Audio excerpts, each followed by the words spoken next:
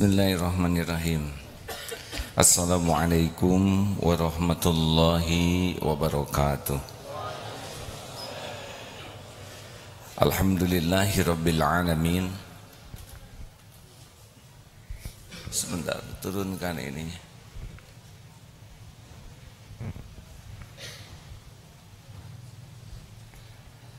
Alhamdulillahi rabbil alamin.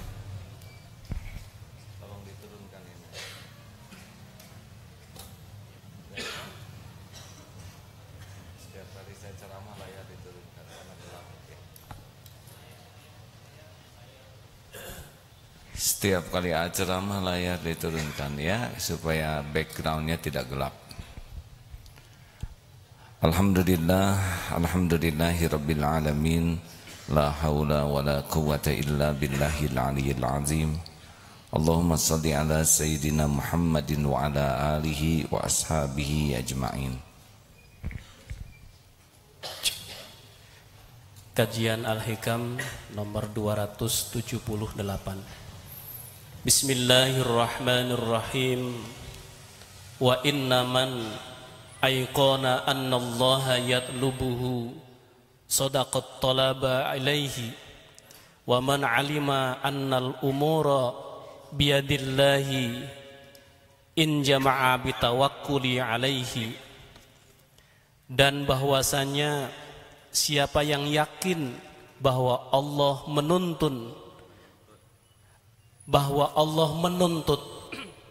dan menyuruh kepadanya melakukan ibadah, pasti ia bersungguh-sungguh menghadap kepada Allah.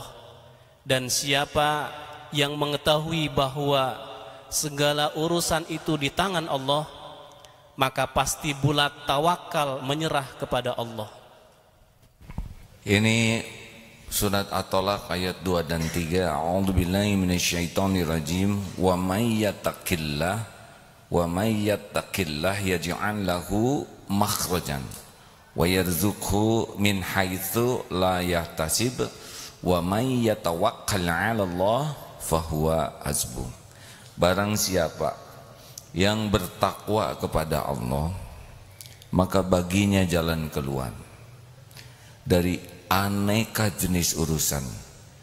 Wa yarzuqhu min haitsu la yahtasib, dan Allah akan beri kepadanya rizki yang tidak diduga, yang tidak disangka, dari arah yang tidak disangka-sangka.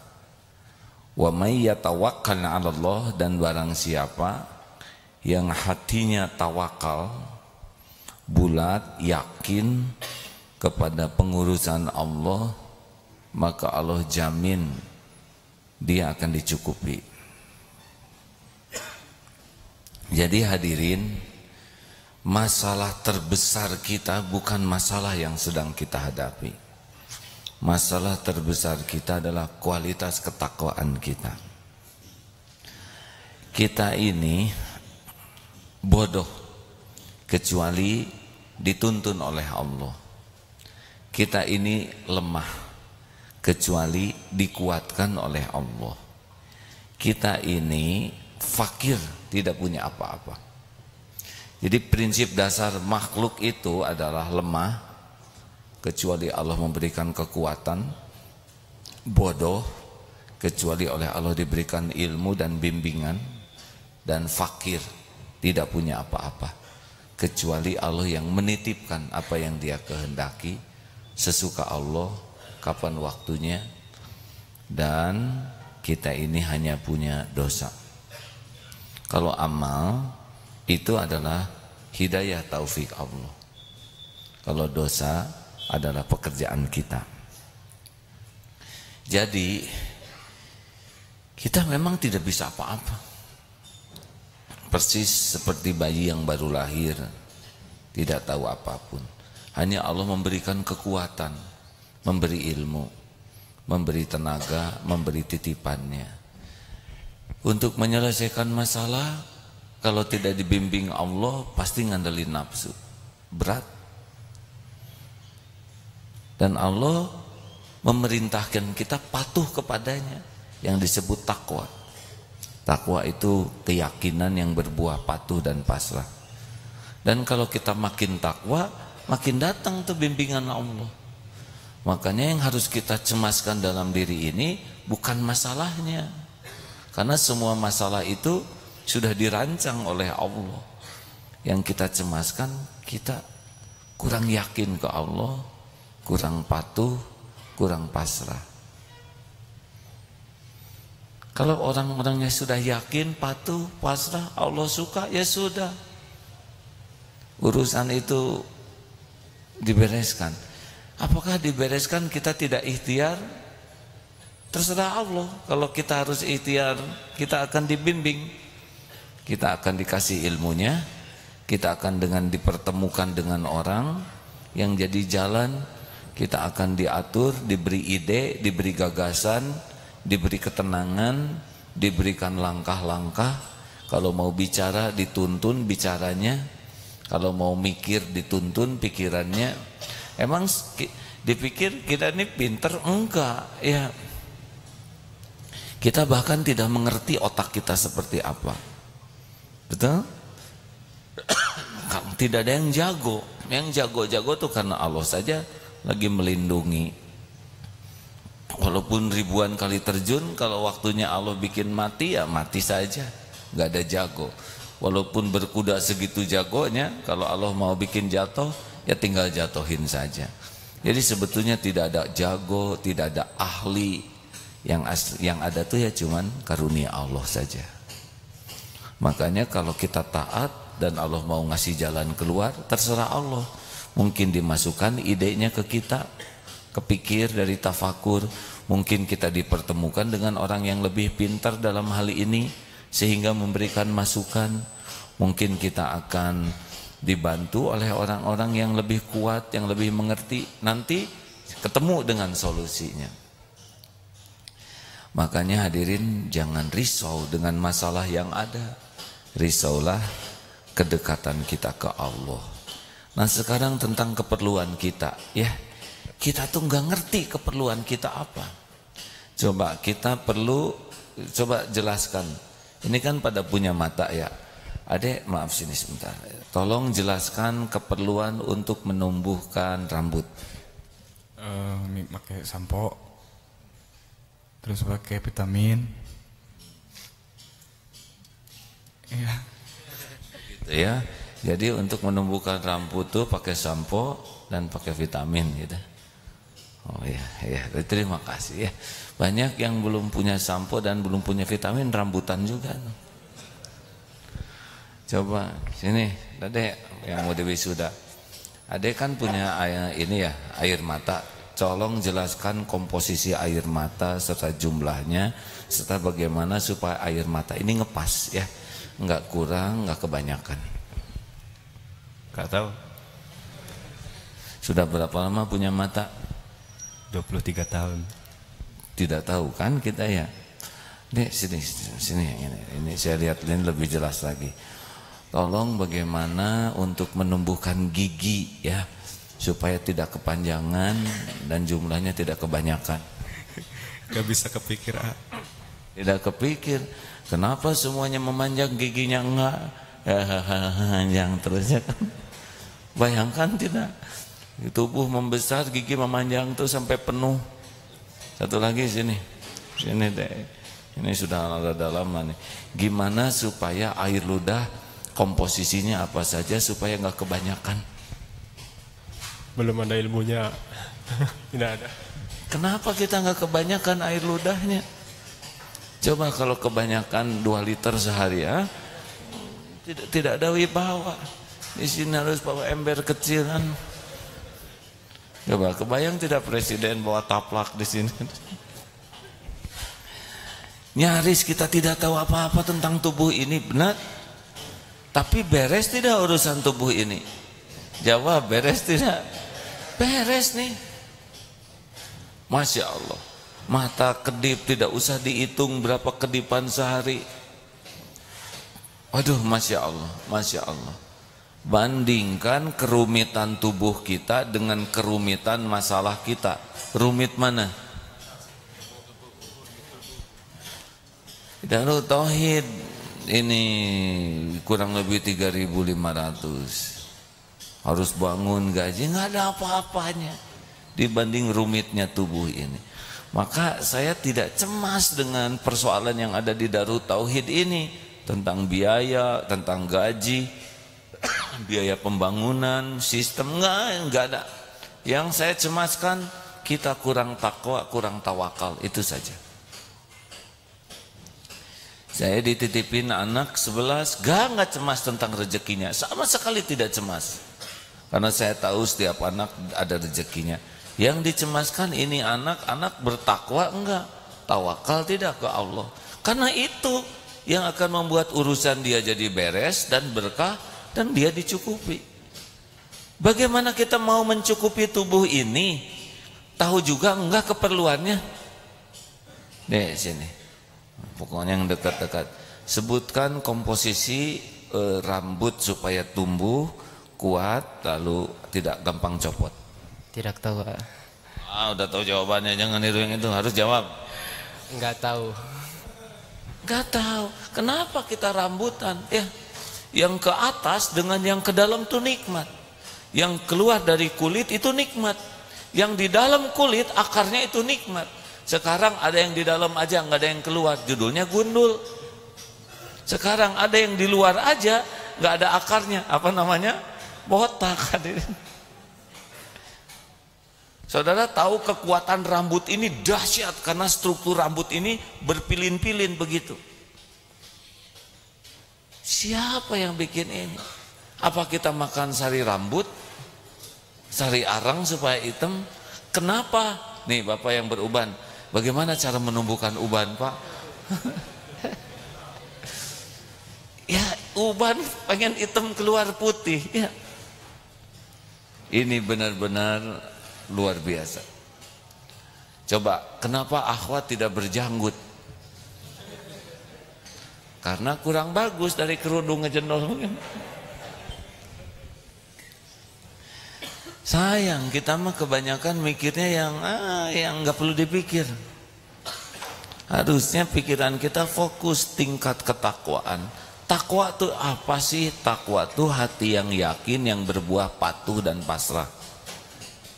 Jadi orang makin takwa itu makin yakin dan hasilnya kepatuhan kepada perintah dan juga kepasrahan kepada jaminan Allah. Dan Allah Subhanahu wa taala tahu tingkat ketawakalan kita. Kalau kita makin tawakal, udah urusan kita fahuwa hasbu, diurus. Kita akan dipertemukan dengan ini, rezeki kita akan diatur, semuanya ada yang ngeberesin. Kita ikhtiar. Tapi mirip cecak lah, ya. Cecak makanannya nyamuk. Nyamuk punya sayap. Cecak tidak punya sayap. Coba, mana yang lebih hebat? Cecak mencari nyamuk, nyamuk mencari cecak. Jawab. Bayangkan kalau cecak harus nyari nyamuk. Kemana? Dia nggak tahu ada selokan di sana. Betul? Baru juga turun, kesedot pakai vacuum cleaner. Nggak makan. Dia berjuang di tangga itu keinjak gepeng. Mau nyebrang kelindas mobil. Masuk ke selokan palid. Kapan makan? Terus. Kalau dia jaraknya 1 meter dari cecak, jatuh. Tetap aja ngedeketin itu. Dan apa keperluan nyamuk sama cecak? Bukan makanan dia, betul? Nyamuk kan, cecak kan gak ada darah yang buat disedot nyamuk. Tapi kenapa dia ngedeketin cecak sampai ada dalam jangkauan lidahnya? Karena rezekinya harus ngedeketin. Jelas hadirin, ikan paus itu 4 ton makanannya sehari. Coba kalau bibirnya kecil seperti apa tuh, ikan duyung, bisa kram ini ya. Untuk makan 4 ton ngunyahnya bisa kaku. Tapi dibuat ikan paus itu mulutnya tuh seperti gayung sirip yang besar. Ada bolong-bolongnya di sini. Dan si makanannya itu dibuat ngumpul. Coba kalau ikan paus makanannya satu-satu bisa kram mulut. Ya. Dibuat ngumpul makanannya. Kenapa makanannya ngumpul? Karena makanan ikan paus punya makanan plankton. Nah, plankton itu makanannya dari EO, BAB dan BA pipisnya ikan paus. Jadi muter. Ikan paus mengeluarkan itunya, outputnya itu dimakan oleh ikan-ikan kecil yang makan plankton. Udah ngumpul dimakan lagi. Jadi sebetulnya ikan paus makan ikan kecil. Jadi kalau lihat-lihat yang gini tuh ya jangan hanya lihat tapi tafakuri bagaimana kebesaran Allah. Jerapah coba. Jerapah tuh kepalanya di atas, hadirin. Apa coba yang lebih hebat dari jerapah dari kita? Jantungnya. Karena jantung jerapah tuh berlipat-lipat kekuatannya dibanding jantung kita. Jantung kita di sini ngangkat paling segini nih. Darah kan harus ditekan naik ke atas. Coba saudara niup selang. Kalau deket, gimana kalau selangnya di atas? Yang gede apa? Ini ya kan. Air nggak naik, ini yang melebar. Jadi otot jantungnya jerapah harus mompa ke kepala ke atas. Sebab kalau nggak dipompa, nggak ada getihnya itu di atas. Jerapah super blow on karena otaknya nggak ada darahnya. Siapa yang bisa melakukan itu kan?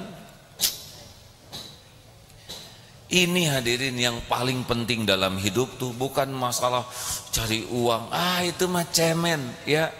Gimana menemukan Allah Subhanahu wa taala dalam segala hal. Sehingga berbuah kita tuh tahu kita ini ciptaan Allah, segalanya ciptaan Allah. Segalanya milik Allah dan kita tinggal patuh saja kepada Allah. Kita ngaco saja diurus oleh Allah, benar? Di rahim ibu apa sih kita ini? Hanya makhluk kecil di tempat tersembunyi. Beres tidak rezeki kita? Tolong jawab hadirin, jangan bikin saya jengkel ya. Waktu kita janin di rahim ibu, rezeki ada? Cukup? Beres tidak keperluan kita? 9 bulan ada di sana tanpa mikir, tanpa ikhtiar, ketemu tidak? Beres. Syariatnya ibu, jengkol, dorok-dok, beteuy, perkedel, cireng. Gak mungkin jadi bayi dari input kayak gitu ya. Coba cireng diemplek-emplek, mustahil. Jengkol coba, gimana kalau dia utuh dan nempel tersisa di sini? Diramu, masuk ke plasenta, yang ke kita cocok dengan keperluan janin. Nggak kelebihan tuh, masya Allah. Dan ibu nggak tahu lagi janinnya seperti apa. Yang ibu tahu mah karedok leunca. Dari segi nama aja makanan itu mengkhawatirkan. Apalagi lagi ngidam tuh pedas. Coba kalau nggak disortir dan nyampe ke kita cabenya, matang tuh janin, benar? Beres, terstruktur, terbangun kita nih. Nih ngebangun masjid ini udah ada insinyur, ada teknik sipil, ada ahli kelistrikan, ada tukang tembok, tukang ngecat, ada semacam-macam. Lah janin tukang apa di dalam? Tapi terbangunnya terstruktur tuh detik demi detik. Mana dulu yang harus jadi? Coba kalau yang jadi kaki dulu ya. Terus baru hidung, baru jantung di atas jempol. Kayak apa bentuknya? Gimana menumbuhkan rambut di janin? Apa ibu makan sari ijuk gitu? Ngemut ijuk supaya rambutan? Beres. Dah bapak mah apalagi nggak tahu apa-apa ya. Brol ke dunia. Siapa yang ngajarin? Nangis, ha? Air susu langsung ada di ibu. Ibunya tidak mengeluarkan air susu, sapi mengeluarkan. Coba itu, mana yang ngedeketin? Bayi ngedeketin sapi, sapi ngedeketin bayi. Pak, jawab. Hah? Bapak udah tahu jawabannya, kenapa ngomong? Harusnya pura-pura nggak tahu. Harus ngebahagiain saya, Pak. Susu sapi, tapi kenapa Bapak tidak mirip sapi? Harusnya kan anak-anak yang dibesarkan dengan susu sapi itu misalnya ada ekor lah dikit ya, kenang-kenangan, atau tangisannya agak seperti induknya. Modifikasi enggak tuh. Jadi sekarang mengerti ya Pak, kenapa manusia tidak boleh menikah dengan sapi? Kenapa coba? Karena saudara sepersusuan? Bukan, karena beda jenis.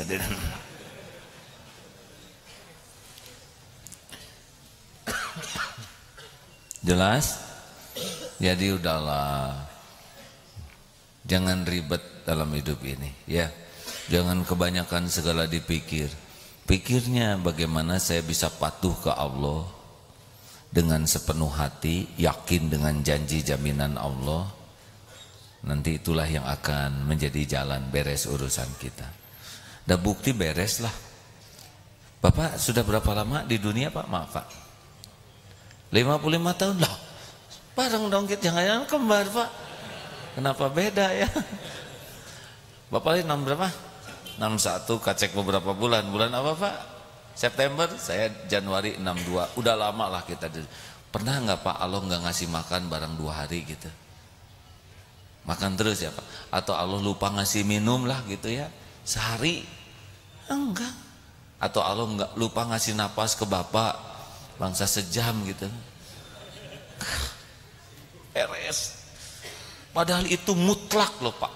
Atau jantung Bapak misalkan dicepetin oleh Allah gitu kan? Nggak ada tuh, tetap jantungnya ngepas ya, tanpa kita tahu ngatur ritme jantung. Atau mungkin Bapak pernah air ludahnya kebanyakan, air mata kebanyakan cirumbai, enggak. Atau oksigen misalkan oleh Allah dikurangin lah, enggak.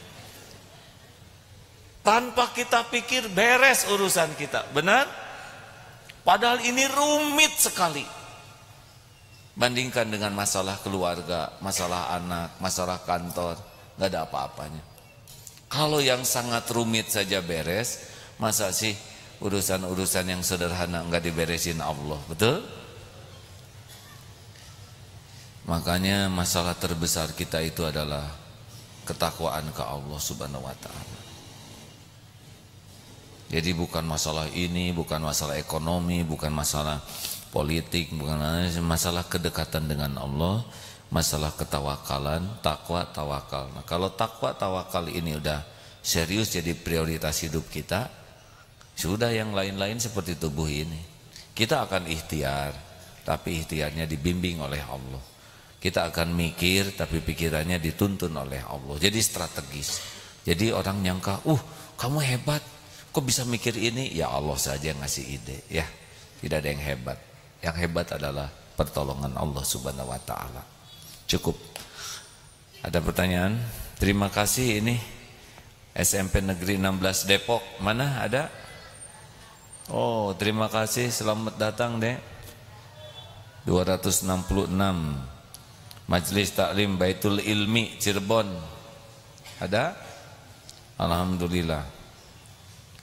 Sekarang tamu ngejarnya malam Jumat di sini ya, karena tahu saya matuh di sini tiap malam Jumat, Kamis, malam Jumat. Silakan, ada pertanyaan Pak?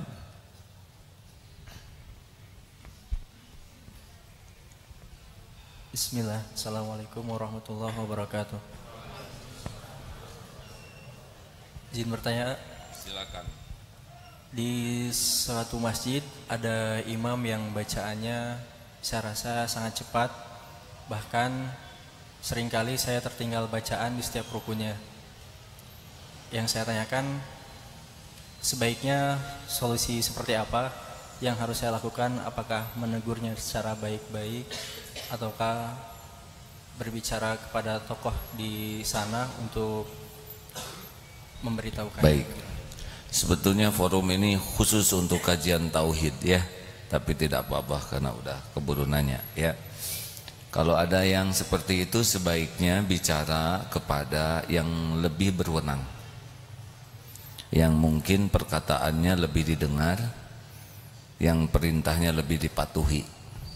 Kalau kita yang lebih muda bicara, pertama belum tentu pembicaraan kita ini caranya baik, yang kedua beliau belum tentu mau dengar dari yang muda gitu. Lebih baik masukan, dan kalau memberi masukan jangan pakai penilaian. Menurut saya imam ini nggak bagus, itu udah penilaian. Pak, saya dengar tadi, nggak boleh sering. Kalau sering tidak jelas.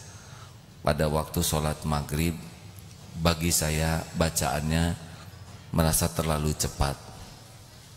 Saya tidak tahu pendapat jamaah yang lain dan saya belum paham bagaimana hukumnya. Silakan Bapak cari informasi gitu. Jangan-jangan hanya kita saja yang merasa salah, ya. Gitu. Ya. Jadi kalau mau mengatakan sesuatu harus bal, benar, akurat, lengkap. Salah satu tidak bal adalah sering. Imam itu sering melakukan kesalahan. Orang itu banyak sekali. Nah, banyak, sering ini tidak jelas. Tuh banyak orang yang kecewa tuh datang ke sana, nanti tanya, berapa juta? Oh, enggak ada jutaan. Berapa ribu? Enggak juga. Berapa ratus? Adalah orang. Ada 50 orang? Enggak. Berapa orang? Ya ada 2. Kan gimana 2 jadi banyak? Pertanyaan tentang kajian kita ada? Jadi fokusnya adalah hidup ini adalah apa yang Allah perintahkan, itu fokus kita. Dan jauhi apa yang Allah larang. Mikrofon harus dekat, ya. Tanpa mikrofon kurang tersimak suaranya. Ini dulu. Bismillahirrahmanirrahim. Assalamualaikum warahmatullahi wabarakatuh. Saya ingin bertanya, tadi saya di materi mendapatkan penjelasan bahwa kita itu kalau sholat harus merasakan disolatkan gitu. Nah mungkin berarti maksudnya disolatkan dan juga hidup ini digerakkan oleh Allah itu seperti apa gitu. Jadi tadi di sholat itu kita itu harus bisa merasa bahwa diri ini disolatkan gitu. Itu maksudnya gimana? Saya juga kurang tahu. Ya itu tanya ke beliau. Gini ya, untuk khusyuk ini beragam tekniknya. Karena tiap orang punya beragam latar belakang. Tapi yang jelas sholat khusyuk ini kata kuncinya adalah penting. Kita akan khusyuk dalam situasi penting, pasti itu. Kita kurang fokus tuh kalau kurang penting. Jadi yang pertama ini, orang baru bisa khusyuk dalam sholat ketika yakin sholat itu merupakan momen penting. Penting itu menentukan. Coba lihat orang yang mendapatkan vonis, serius. Atau menjelang ijab kabul, ada nggak yang main-main gitu, ngagoler di masjid mau ijab kabul? Mustahil. Saya nikahkan saudara Fulan dengan putri kandung saya dengan mas kawin 1 kuintal emas dibayar tunai. Siap. Nah, pasti dia fokusnya sama komandan yang ini ijab kabul Pak ulang. Kan ada yang begitu tuh saya lihat di YouTube. Siap katanya. Salah Pak, dasar tentara yang harusnya terima saya nikah. Siap-siap naon ya. Enggak sah ijab kabul begitu. Fokus. Benar? Pernah lihat enggak pemanah yang enggak fokus? Pasti tetangga yang ngejerit. Pertandingan makin penting makin fokus. Betul? Pernah ada yang penaltinya nggak fokus, pasti fokus dengan tekniknya. Jadi pertama kali orang sholat khusyuk tuh dia merasa nggak ini pertemuan penting tidak. Nah sesuatu dianggap penting kalau kita bertemu dengan yang menentukan, pasti penting itu. Nah sedangkan Allah yang menentukan segalanya. Wasta'inu bis-sabri was-shalah. Ketika kita sadar Allah yang maha menentukan dan sholat tempat jalannya keputusan itu sholat menjadi penting. Coba yang melamar ke Darut Tauhid atau yang pinjam uang, nggak ada tuh yang pinjam uang sambil main-main. Saya mah ayah sok, saya tenan naon dah kemawelah mah. Nggak ada, datang bawa fakta. Ini hutang saya, Ini aset yang saya miliki, kalau boleh saya pinjam. Khusyuk. Dan kalau nggak khusyuk, nggak dipinjemin ya. Jelas hadirin? Jadi kata kunci khusyuk yang pertama, merasa pentingkah sholat itu. Kata kunci yang kedua, paham atau tidak. Silakan baca puisi dalam bahasa Rusia yang tidak dipahami, dijamin tuh nggak khusyuk ya. Kurumui kerebek tong. Selain yang ngomongnya juga jadi lucu, yang dengar padahal yang dibaca sedih. Nah, penyebab kedua kita nggak khusyuk, sudah nggak ngerti bacaan sholatnya. Bayangkan, ihdinas siratal mustaqim, tunjukkan kami kepada jalan yang lurus. Itu kan kata-kata penting.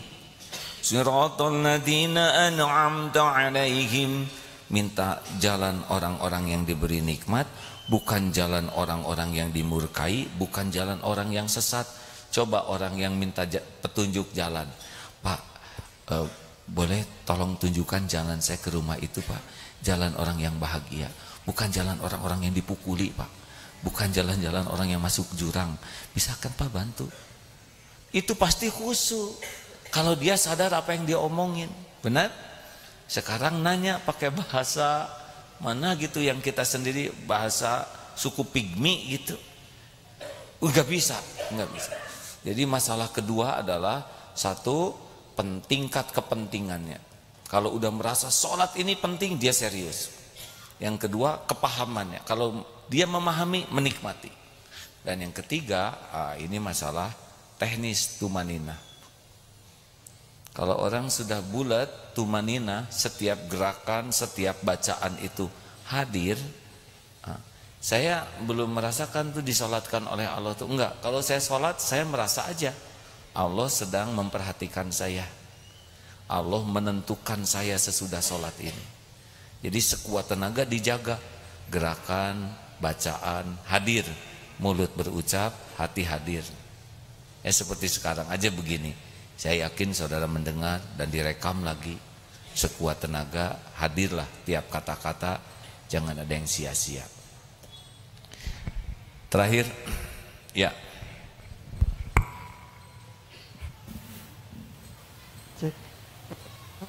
Bismillahirrahmanirrahim. Assalamualaikum warahmatullahi wabarakatuh. Mau tanya tentang apa namanya? Kan kita itu harus bertauhid kepada Allah begitu ya. Nah, apa-apa itu ada ya Allah yang ngurus. Tapi lama kelamaan itu kita merasa menjadi sombong. Jadi apa-apa tenanglah ada Allah begitu. Tenang ada Allah, apa-apa ada Allah begitu. Nah ini bahkan masalah ke orang lain pun tenanglah ada Allah begitu. Nah ini gimana masalahnya? Nah, emang benar gitu. Sombong itu dua, batorul haq wa qumtun nas, mendustakan kebenaran dan menganggap remeh orang lain. Itu sombong, sakabur, takabur, sombong tuh itu cirinya. Tenanglah ada Allah, udah benar tuh. Tinggal dia jadi patuh enggak ke Allahnya. Jadi jauh dari maksiat enggak. Jadi limaat enggak. Satu, tekadnya jadi kuat enggak dekat dengan Allah. Dua, dia jadi banyak tobat enggak. Tiga, jadi jauh maksiat enggak. Yang keempat, jadi tobat, taat enggak. Lima, jadi manfaat enggak. Kalau ngomong gitu nggak ada perubahan pada akhlaknya, berarti nggak yakin. Dia cuman alasan aja. Dan nggak tenang lah. Dan orang yang yakin ke Allah mah nggak perlu banyak omong kayak gitu. Seperti tenang, tenang. Itu teh nggak tenang, ya. Dan yang tenang asli mah nggak ngomong gitu. Harus kuat, harus kuat. Itu teh belum kuat, Pak. Dan yang kuat asli mah nggak ngomong gitu. Nggak ada riwayat tuh Rasulullah sabar, Aisyah sabar, nggak ada. Jadi seperti apa efek dari omongan tadi ya? Bonus. Itu akhwat tolong tuh sudah ngacung. Tolong diberikan. Mana mikrofonnya? Ya, ini boleh acungkan tangan. Penanya barusan di sini. Ya. Oke, silakan. Yang mana saja yang datang? Bismillahirrahmanirrahim. Assalamualaikum warahmatullahi wabarakatuh. Rabbi shrah li sadri wa yassir li amri wahlul 'uqdatam min lisani yafqahu qawli. Ini mah mau curhat, boleh? Tidak. Ya. Ini forum bertanya, waktunya singkat, kaitannya tentang tauhid. Kalau curhat mungkin beda forum, ya. Ini seputar, ya sedih juga di medsos, orang saling menghujat tentang kasus Ahok ini ya. Yang saya pahami kan jabatan Ahok itu sampai bulan September ya. Tidak tahu, ya, itu mah ibu ya sebagai anggota iya, dewan. Saya mengingat ayat Al-Insyirah gitu. Ayat ke-7, A'udzubillahi minasyaitonirrajim, fa idza faragta fansab, bahwa apabila kau telah selesai urusan satu, maka tetaplah bertekad ke urusan yang lain. Terus saya teringat tentang cerita seorang musafir yang berkelana hingga singgah di suatu tempat. Beliau nginap di suatu tempat. Di tempat tersebut beliau membacakan ayat kursi. Lalu ada suara yang mengikutinya. Pas di wala yauduhu hibduhuma, nah yang mengikuti ini berhenti. Pas di pagi-paginya di pojok ada yang terbakar. Walau alam itu jin atau apa. Nah khawatir saya untuk Pak Ahok ini, karena kan sedih juga Pak ya ayah, saling menghujat satu sama lain. Itu saja yang saya sampaikan. Terima kasih. Wassalamualaikum warahmatullahi wabarakatuh. Waalaikumsalam warahmatullahi wabarakatuh. Karena ini curhat, bukan pertanyaan, maka tidak pantas saya menjawab. Ya, ditanya menjawab pertanyaan curhat, terus gimana? Curahan hati yang mendengarkan, ya. Sudah saya dengar Bu dengan saksama, ya. Terus gimana lagi, ya? Benar kan? Ada pertanyaannya enggak barusan? Tidak ada. Saya terima Bu curhatnya. Persis kayak ijab kabul, ya. Saya curhat kepadamu, saya terima curhatnya. Begitu Bu? Ya, alhamdulillah. Bonus, silakan Pak.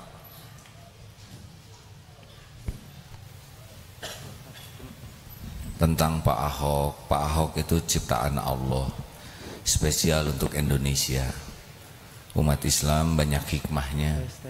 Yang paling penting kita harus berubah jadi lebih baik. Jangan sampai mirip. Ya, doakan Pak Ahok supaya dapat hidayah, jadi Islam yang soleh, sebagaimana doa kita kepada orang-orang yang belum dapat hidayah. Ya, kalau belum Islam aja ya nggak usah dipilih, ya, sederhana.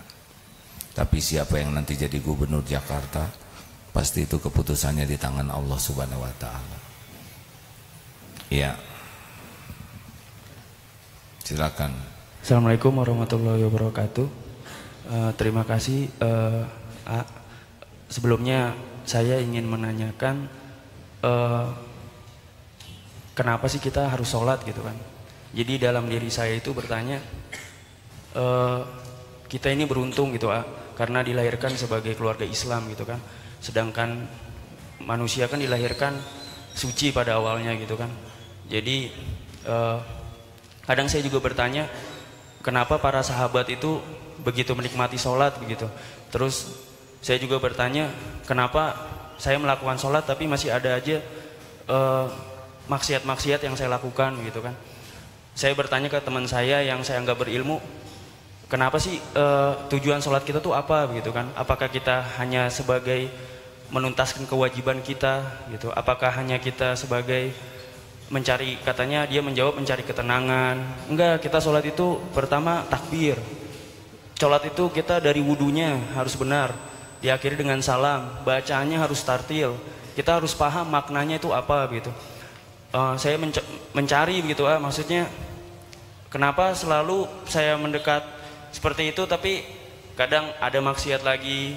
Saya mau coba kayak gitu lagi, kadang ada kayak begitu lagi.